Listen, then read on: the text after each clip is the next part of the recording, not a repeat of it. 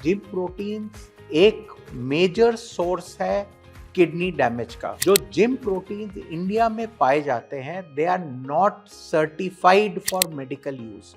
उन पे सिर्फ एक FSSAI का सर्टिफिकेशन होता है कि इनको क्लीन फैक्ट्री में बनाया गया है। प्रोटीन पाउडर्स को स्टेबल करने के लिए इनमें कुछ एडिटिव्स डाले जाते हैं। तो मेरी हमेशा उनसे ये काउंसिल रहती है कि हमेशा जब भी कोई प्रोटीन शुरू करें तो नेफ्रोलॉजिस्ट या एटलीस्ट फिजिशियन से जरूर कंसल्ट करें ताकि इस किडनी फेलियर से बचा जा सके। नमस्कार, मैं डॉक्टर मुखर्जी हूँ। मैं मेदांता हॉस्पिटल में सीनियर डायरेक्टर नेफ्रोलॉजी और किडनी ट्रांसप्लांट हूँ, यानी कि मैं गुर्दा विशेषज्ञ हूँ। आज मेरे साथ मौजूद हैं स्टूडियो में डॉक्टर विजय कपूर, जो गुड़गांव के एक बहुत ही वरिष्ठ फिजिशियन हैं और इनको किडनी बीमारियों का इलाज करने का काफ़ी तजुर्बा है। आज के किडनी कन्वर्सेशंस में हम कुछ आम बातें पर चर्चा करेंगे जो हर मरीज को या मरीज के फैमिली मेंबर्स को हमेशा ये डाउट रहता है कि ये हमें आगे का इलाज किस तरह करना चाहिए, और उनके मन में कई चीज़ों के बारे में डाउट होता है, स्मोकिंग के बारे में, ड्रिंक्स के बारे में, फूड के बारे में। Thank you sir for inviting me. इस पॉडकास्ट से हम ऐसा होप करेंगे, हम सिंपल वर्ड्स में, सिंपल लैंग्वेज में ऐसे केसेस डिस्कस करेंगे या ऐसे कॉमन सर्कमस्टांसेस डिस्कस करने की कोशिश करेंगे जिससे कि जो जनरल पब्लिक हमें सुन रही है उनको अपनी लैंग्वेज में पता चले। और किडनी डिजीजेस के अराउंड कुछ मिथ्स चल रहे हैं, जैसे जब मैं जनरल प्रैक्टिस में हूँ, आपने बताया sir, thank you so much कि आपने मेरे इतना अच्छा इंट्रोडक्शन दिया। सो जैसे हम जनरल प्रैक्टिस में, I am practitioner, general practitioner since last 20 years in Gurgaon. So हमारे पास पेशेंट की फैमिली आती है, सबसे पहले उनका एक मिथ होता है जो मैं आपके साथ डिस्कस करूंगा। आप अपना पॉइंट ऑफ व्यू उस मिथ पे देना, उससे हम अपने टॉक को आगे बढ़ाएंगे। अब पेशेंट का सबसे पहले डिजीज होता है कि मैं जैसे पेशेंट को हमने एक रूटीन चेकअप करवाया, उसका क्रिएटिनिन हल्का सा 2.5, 3, 3.5 ऐसे बढ़ा हुआ है। हम कहते हैं कि भाई अब तुम्हारी किडनी डैमेज की तरफ है, इसको कुछ नुकसान हो रहा है। तो पेशेंट एकदम से सबसे पहला एक क्वेश्चन पूछता है, सर मेरी एक किडनी खराब है कि दोनों किडनी खराब है?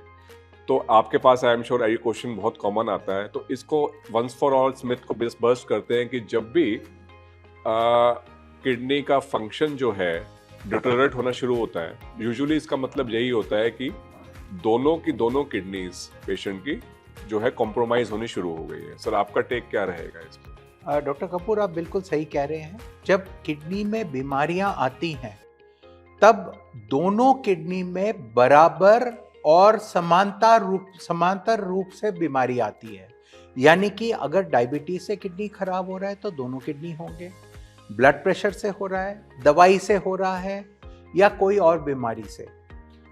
सिर्फ 2-3 कंडीशंस में एक ही किडनी इन्वॉल्व हो सकता है, और वो कंडीशंस रेयर हैं। वो कंडीशंस कौन से हैं? अगर कोई इंजरी हुआ है तो हो सकता है एक किडनी में ही हो, कैंसर सिंगल किडनी में आएगा, और थर्डली स्टोन्स यानी कि पथरियां सिंगल किडनी में आ सकती हैं। इन सब बीमारियों को छोड़ के, चाहे जेनेटिक बीमारियां हो, मेटाबॉलिक बीमारियां हो या दवाई के कारण बीमारियां हो, दोनों किडनी में बराबर और समांतर बीमारियां आती हैं। सर फिर एक और ट्रेंड आजकल जो मैंने अपनी प्रैक्टिस में पाया है कि जो यंगस्टर्स होते हैं, जो 18 से 25 के एज ग्रुप में होते हैं, उनकी अक्सर हम जब रूटीन चेकअप करवाते हैं तो क्रिएटिनिन 2.5 के आसपास पाया जा रहा है। थोड़ा डीप डाउन डेल्व करते हैं, उनसे ज़्यादा बात करते हैं तो पता चलता है वो जिम जाते हैं रेगुलरली, और जिम जाके वो कुछ अनवेरीफाइड प्रोटीन सप्लीमेंट लेने लगे हैं। सो मेरी हमेशा उनसे ये काउंसिल रहती है कि हमेशा जब भी कोई प्रोटीन शुरू करें तो नेफ्रोलॉजिस्ट से या एटलीस्ट फिजिशियन से जरूर कंसल्ट करें ताकि इस किडनी फेलियर से बचा जा सके। सो इस जिम के सप्लीमेंट्स के बारे में आपकी क्या राय है? डॉक्टर कपूर, आप बिल्कुल सही बात फरमा रहे हैं। ये बहुत दुख की बात है कि इतने यंग एज में बच्चों को किडनी बीमारियां आ रही हैं, और ये बीमारियां अपने आप से नहीं आ रही है, इनको न्योता देके बुलाया जा रहा है। और जैसे आप कह रहे हैं, जिम प्रोटीन्स एक मेजर सोर्स है किडनी डैमेज का। क्यों? दो कारण। एक तो है जो जिम प्रोटीन्स इंडिया में पाए जाते हैं, they are not certified for medical use. उन पे सिर्फ एक FSSAI का सर्टिफिकेशन होता है कि इनको क्लीन फैक्ट्री में बनाया गया है। ये आपके लिए अच्छा है या बुरा है वो नहीं मापा जाता। सेकेंडली, प्रोटीन पाउडर्स को स्टेबल करने के लिए इनमें कुछ एडिटिव्स डाले जाते हैं, आर्टिफिशियल एडिटिव्स। ये एडिटिव्स बहुत हानिकारक होते हैं। और तीसरी बात है कि इनको पेशेंट्स लेते हैं without at least a medical consultation. देखिए, जैसे आप जिम में जिम ट्रेनर रखते हैं, कम से कम अपना हेल्थ इवैल्यूएशन कर लीजिए। एज इट इज इंडिया में यंग पॉपुलेशन में किडनी डिजीज वेस्ट के मुताबिक ज़्यादा है, और ऊपर से हमारे किडनीज कई बार कमज़ोर होते हैं, या तो लो बर्थ वेट के कारण, या सिंगल किडनी होने के कारण, या छोटे किडनी होने के कारण। तो एक्सेसिव प्रोटीन लोड डेफिनेटली ऐसे लोगों को किडनी को डैमेज करता है। इसके ऊपर अगर आप पानी कम पिएंगे जिम करते वक्त, तो ये डैमेज और भी ज़्यादा होता है।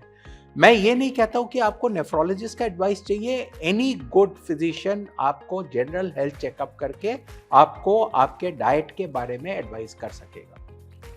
ठीक है सर, इस पॉइंट से आपने काफ़ी अच्छी क्लैरिटी दी। आई थिंक जो भी लिसनर होगा वो एक बार को अब अवेयर रहेगा इस बारे में। अब एक और पॉइंट हमें देखने को मिला है सर, एक और जो हमारी रूटीन मिथ चलती है कि पेशेंट आता है, डायबिटिक होता है वो, अब वो उसका हम एक रूटीन हेल्थ चेकअप कराते हैं, जो ईयरली हम हर डायबिटिक का यूजुअली कराते हैं। कई बार उससे जल्दी भी कराना पड़ता है, यूजुअली 1 साल में एक बार तो हम डायबिटिक का हेल्थ चेकअप कराते हैं।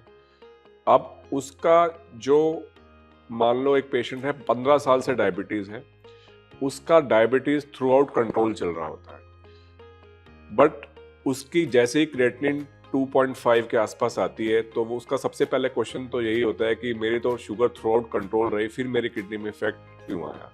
तो उसको हम यूजुअली अपने लेवल पे ये काउंसिल करते हैं कि ये ड्यूरेशन डिपेंडेंट डिजीजेज होते हैं, जैसे डायबिटिक नेफ्रोपैथी है, और अगर आपका शुगर थ्रू आउट कंट्रोल भी चला है, तब भी आपको किडनी का पूरा ख्याल रखना है। इस बारे में आपका क्या विचार है सर? बिल्कुल डॉक्टर कपूर, आप बिल्कुल सही कह रहे हैं। देखिए, डायबिटीज एक मेटाबॉलिक डिजीज है, ये पूरे शरीर को इफेक्ट करता है। हाई शुगर उसका सिर्फ 10% पार्ट है। आप शुगर कम कर सकते हैं, लेकिन डायबिटीज को गायब नहीं कर सकते। और डायबिटीज के जीन्स का जो इफेक्ट है और मेटाबॉलिक जो इफेक्ट है, वो आप हटा नहीं सकते। तो आपका शुगर चाहे भले कंट्रोल में रहे, लेकिन it doesn't save you from kidney disease, heart disease, stroke and other complications. इसके ऊपर अगर आपको ब्लड प्रेशर है, मोटापा है, और अगर आपके पास फैमिली हिस्ट्री है कि आपके फैमिली में डायबिटिक्स को किडनी डिजीज होता है, तो आपकी किडनी डिजीज होने के लक्षण और चांसेस बहुत ज़्यादा हैं। दुख की बात है कि किडनी डिजीज दबे पांव आता है, कोई साइंस एंड सिम्टम्स होता नहीं है। तो जैसे डॉक्टर कपूर कहते हैं, एनुअल हेल्थ चेकअप बहुत ही इंपॉर्टेंट है, specially when you have cross 30 years, या आपके फैमिली में डायबिटीज का हिस्ट्री है, हाइपरटेंशन का हिस्ट्री है, या किडनी डिजीज का हिस्ट्री है। तो इन केसेस में तो खासकर आपको हेल्थ चेकअप करा ही लेना चाहिए। सर, अभी हमने जो डिस्कस किए 2 बड़े ही इंपॉर्टेंट पॉइंट्स डिस्कस करे हैं, और अब हम इस पॉडकास्ट को अगर आगे बढ़ाएं, सो अब जैसे ही एक पेशेंट का जो है क्रिएटिनिन बढ़ना शुरू होता है, जैसे वो 3.5, 4 तक पहुंचता है, सो सारे रिलेटिव्स उसको नेफ्रोलॉजिस्ट के पास जाने से और ये कहते हुए रोकते हैं कि अगर तू नेफ्रोलॉजिस्ट के पास जाएगा, तेरा तो डायलिसिस हो जाएगा। एक नंबर मिथ रिगार्डिंग डायलिसिस, कब स्टार्ट होती है डायलिसिस और किस स्टेज पे डायलिसिस स्टार्ट होती है, एक पॉइंट ये। और दूसरा कि टाइमली स्टार्टिंग ऑफ डायलिसिस क्या है, कितनी इंपॉर्टेंट है, या कब तक इसको प्रिवेंट किया जा सकता है। सो इस पॉइंट से हम फिर नेक्स्ट पॉइंट की तरफ बढ़ेंगे sir. Thank you doctor Kapoor. देखिए, dialysis is the replacement therapy. उदाहरण से मैं आपको बताऊंगा, अगर आपके घर में बल्ब लगा हुआ है, बल्ब फ्यूज हो गया, तो आप बल्ब बदलने तक आपको किसी तरह चलाना है, तो या तो आप इन्वर्टर पे चलाओगे या टॉर्च यूज करोगे। डायलिसिस बिल्कुल उसी तरह है। डायलिसिस कोई घबराने वाली बात नहीं है, वो लाइफ एनेबलर है। आपके किडनीज फेल करेंगे तो आपकी जिंदगी चल नहीं सकती है, तो डायलिसिस आपको वो सपोर्ट देता है। आप ये चश्मा देखिए, ये चश्मा तो तब मैं पहनूंगा जब मेरे आंखों की रोशनी कम हो जाएगी। अगर मेरे आंखों की रोशनी बराबर है, मैं चश्मा क्यों पहनूं?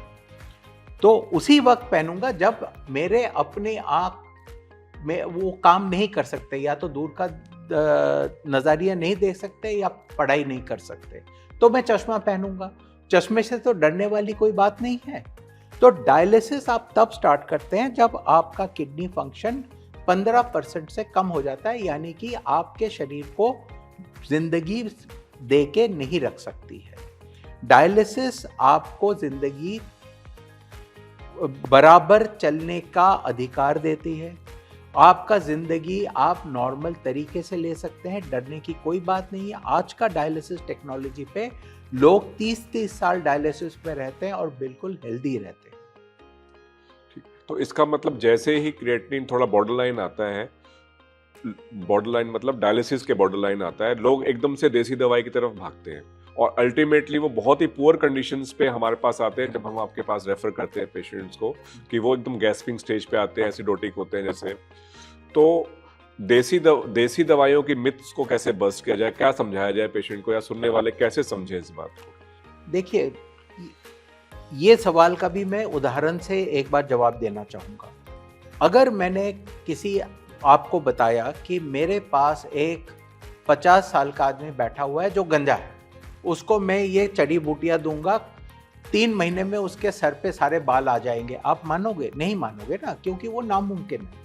जब हम बाल नहीं उगा सकते, नाखून नहीं उगा सकते, हम किडनी कहाँ से उगा देंगे?